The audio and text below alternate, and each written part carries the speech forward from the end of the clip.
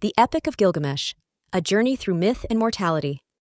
In 1849, archaeologists exploring the ancient city of Nineveh in northern Iraq uncovered a treasure trove that would reshape our understanding of ancient history. While they were searching for evidence to support Bible stories, what they unearthed instead were some of the oldest surviving writings in the world. Among these were clay tablets inscribed with a story dating back 4,000 years. A story so captivating that the first translator of the text was reportedly so excited he started undressing on the spot. The story was the Epic of Gilgamesh. It begins with Gilgamesh, the powerful king of the city of Uruk, who is notorious for disrupting weddings and sleeping with brides before their husbands have a chance. To balance his excessive ways, the goddess Aruru creates a wild man named Enkidu. Enkidu lives in the wilderness, surrounded by wild animals, evil spirits, and invaders. After a priestess of the goddess Ishtar seduces him, Enkidu loses his connection with the animals and ventures into the city. There, he confronts Gilgamesh, who is up to his usual antics. The two men engage in an epic wrestling match that spans the streets of Uruk. In the end, Gilgamesh narrowly wins, and the two become close companions. Together, they set out on dangerous quests to prove their strength. Their first mission is to kill Humbaba, a monstrous creature with 1,000 faces who guards the sacred cedar forest. After a fierce battle, they manage to defeat him, but their victory leads to even greater consequences.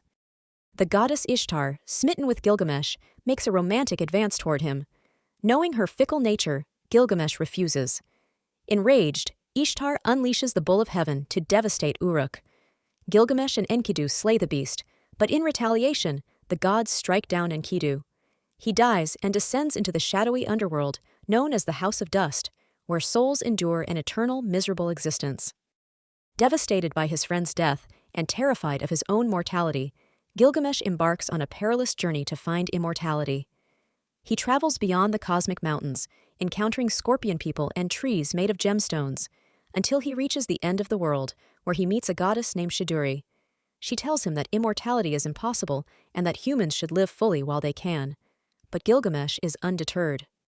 Shiduri eventually gives him directions to cross the waters of death and meet Utanapishti, the immortal man. Utanapishti, who survived a great flood by building a boat to save himself and two of every animal, shares his own story and advises Gilgamesh to accept mortality. Despite Utanapishti's counsel, Gilgamesh insists on his quest for eternal life. Utanapishti offers a final challenge.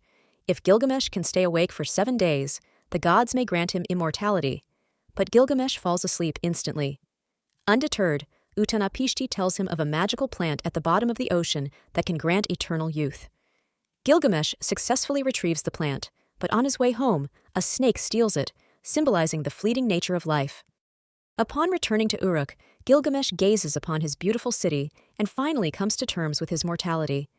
He decides to dedicate his life to accomplishing great deeds and preserving his legacy. He writes his story on a lapis lazuli tablet and buries it beneath the walls of Uruk, so future generations can learn from his journey. The tablets found in Nineveh were part of the library of King Ashurbanipal, one of the greatest Assyrian rulers. Although the Epic of Gilgamesh is a myth, Gilgamesh himself was likely a real historical figure who ruled Uruk. Versions of his story date back to at least 2000 BCE, and his tale continues to resonate in literature to this day.